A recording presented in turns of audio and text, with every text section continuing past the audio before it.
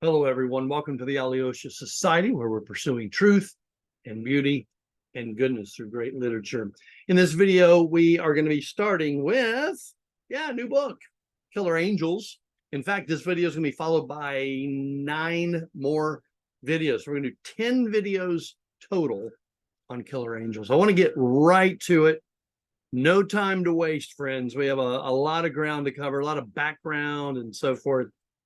And therefore, let's get right to it. So I am going to do a couple of introductory videos, and I'm going to show you right now what I want this to look like. So 2 introductory videos, then in the 3rd video, we'll get right to the book. So here it is. So you may want to, screenshot this, write it down, whatever you do. I'll be reminding you of it in each video. But as you can see there, in this video, we're going to be looking at the big chunk of time right before the American Civil War. So about 1800 to, actually, we're really going to end up more like late 1840s, early 1850s. I just put 1863 on there because that is the date of the Battle of Gettysburg, which is what Killer Angels is all about. So you can see there that in video 3, then we're going to start walking through the book. Now, why do I have those days and dates on there? That's because that's the way the book is laid out. It's not chapter 1, chapter 2, chapter 3, chapter 4. It is, but the big sections are based on the day that is going on in the story. So it starts with Monday. The actual Battle of Gettysburg begins on Wednesday, July the 1st, 1863. We're gonna the book starts with Monday, so we're gonna start with Monday, and you see how it goes from there. So again, I'll try to remind you, but you're gonna want to look ahead and read the material in Killer Angels of the upcoming content before you watch the video. Now, you do not need to have read anything to watch this video, and no homework after this one. But if you want to go ahead and get a start in the book, you probably should do that. It's a nearly 400-page novel, and we're going to be racing through it. Now, if you've had me for any classes in the past, you know that I'm pretty big on what we call the literary toolbox. The literary toolbox. What we are doing in the Alyosha Society is not merely reading a bunch of really cool books and talking about them. I'm really focused on helping you learn how to read a book, different kinds of books, and so you can do it on your own. And so we have what's called the literary toolbox. These are the tools that help us be better students, better readers. If you're a better reader, you're going to get a lot more out of what you're reading. And then, I know you think this is poison, but I promise you it's going to happen. You'll actually start to enjoy what you're reading a lot more. So the 5 tools in the literary toolbox: elements of a plot, the historical context, biographical context, the genre questions, and literary devices. Now, I'm going to be focusing primarily here on historical context and biographical context before we get into the story. When we get into the story, then I'll deal with the other tools in the literary toolbox. So right now, historical context. The American Civil War. What is happening in the decades leading up to it? All right, well, here you go. These are what I'm going to call key events from, give or take about 1800 to 1860. I'm ballparking these dates, guys. We're going to begin with the Louisiana Purchase, and then we're going to talk about the War of 1812. Shouldn't be hard to remember when that one is. The Missouri Compromise in 1820. We'll talk briefly about the presidency of the 7th president of the United States, Andrew Jackson. The Indian Removal Act, 1830. The Battle of the Alamo. And then the war with Mexico. And then after that, we'll set the context and get right into the American Civil War and get into Michael Shara's book. So let's get right to it. There you go, Civil War in Lincoln. Okay, first one is the Louisiana Purchase. Now, Louisiana Purchase is huge. If you've never read about it or studied about it, that chunk of orange territory there on that map is a chunk of land that, because France was desperate, the King of France was willing to sell that ginormous chunk of land, doubling the then size of the United States, for $15 million. That's it. $15 million. Pennies on the acre. So, I mean, it's one of the, it's got to be the most phenomenal real estate deal in the history of mankind.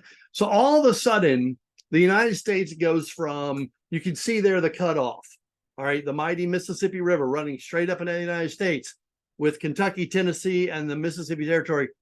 After this purchase in 1803, all of a sudden, the United States is now twice its size. That's very important.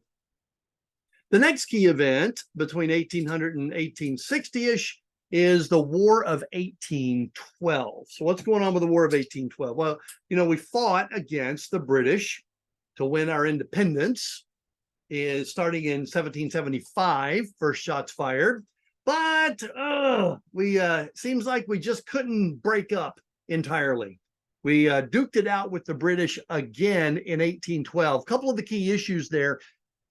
Britain didn't want the new, you know, United States of America trading with France, and the United States said we can trade with whomever we want. That caused conflict.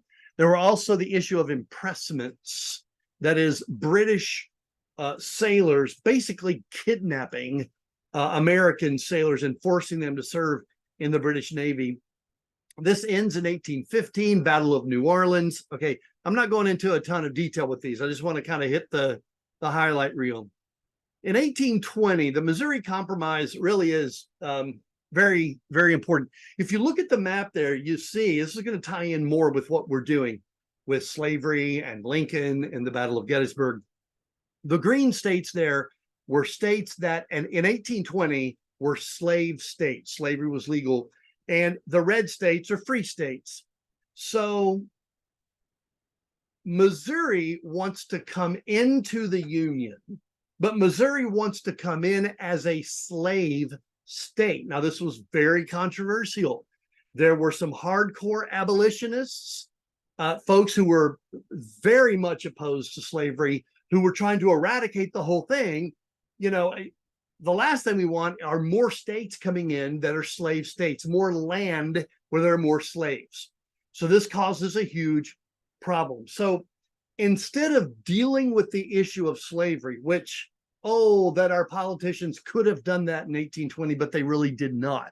What they did is they kind of kicked the can down the road. They kind of pushed it off by saying, okay, well, we'll make a compromise. We'll let Maine come into the Union as a free state, and Missouri can come in as a slave state.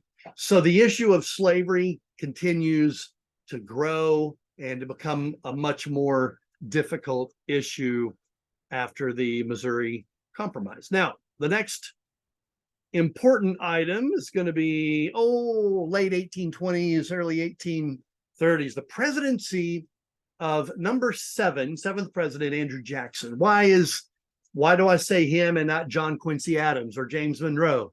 Well, I think Jackson's presidency is significant because something happened when he was president that really changed the country. Jackson vetoed more bills.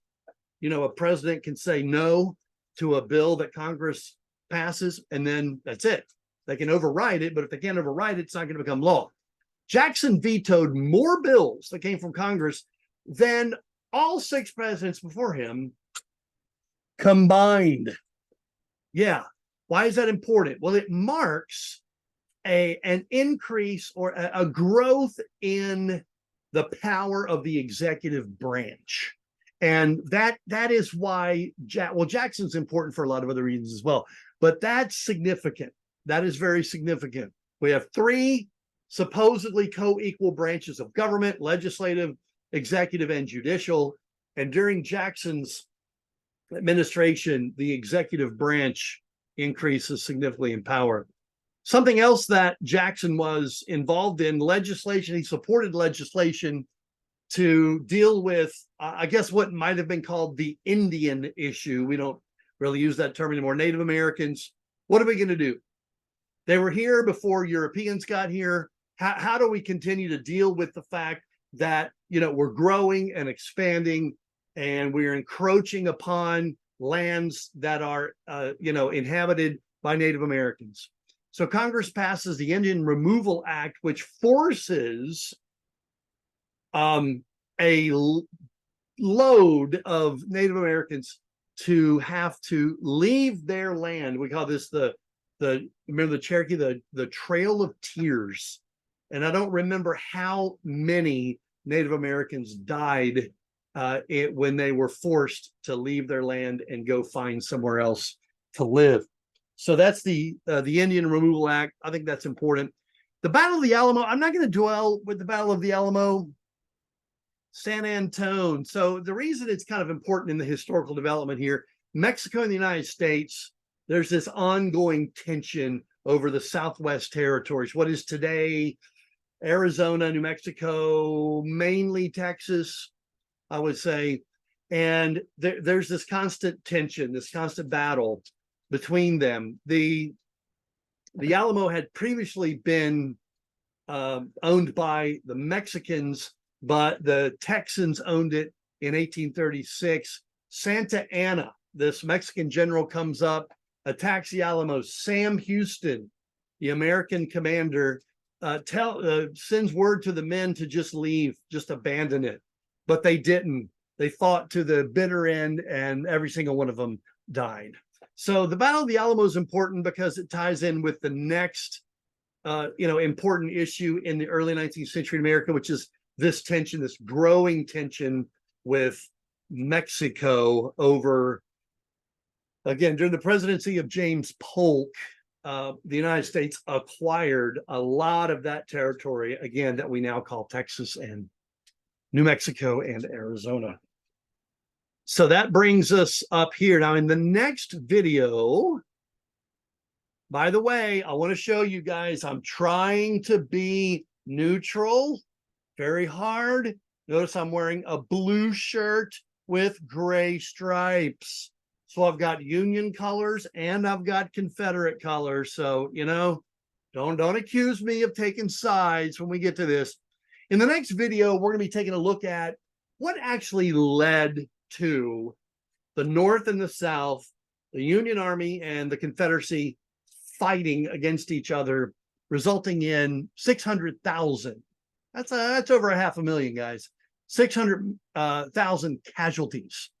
And so in the next video, we're going to be taking a look at the pressures and the sparks, and then the big stick of dynamite that really kind of blew it all up.